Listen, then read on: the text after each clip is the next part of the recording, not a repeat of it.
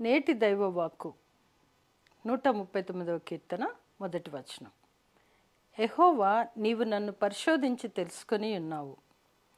ఈ కీర్తనలో దావీదు మన పరమ తండ్రి గురించి, ఆయన సర్వాంతర్యామి అయిన దేవుడని తన మనోజ్ఞమైన భాషలో వర్ణించాడు. దేవుడు అంతటా ఉన్నాడు. ఆ దేవునికి అన్నీ తెలుసు.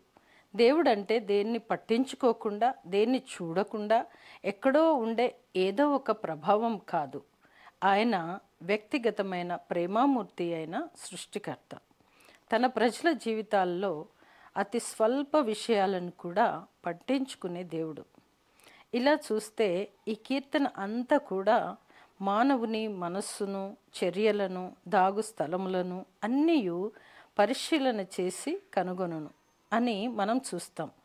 అంటే మన దేవుడు సర్వాంతర్యామి కనుక ప్రతి స్థలమందును సమస్తమును ఆయనకు తేట తెల్లగా కనబడుచున్నది. కనుక మనమందరము దావీదు వలె దేవుని ధ్యానించినప్పుడు మనము కూడా మన దేవుని గురించి వర్ణించి ఆయనను అనేకులకు చాటేవారముగా ఉంటాం. మన దేవుడు అంతటా ఉన్నవాడు. ఆయన సన్నిధి నుండి పారిపోవడం అసాధ్యం. ఆయన సర్వమునకు సృష్టికర్త అయిన దేవుడు.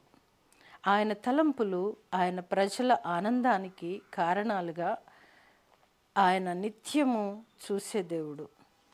దావీదు దుర్మార్గానికి వ్యతిరేకంగాను, సత్యానికి, న్యాయానికి అనుకూలంగాను దేవునిలో స్థిరముగా నిలబడినాడు. దావీదు వలె మనము కూడా దేవుణ్ణి సంపూర్ణంగా తెలుసుకొని, సర్వాంతర్యామి అయిన దేవుడు నిరంతరము మనల్ని చూచే దేవుడు, మనల్ని కాచే దేవుడు ఉన్నాడని ప్రగాఢ నమ్మక విశ్వాసములో ప్రభువుతో నడిచే కృప మనందరికీ కలుగునుగాక. ఆమేన్.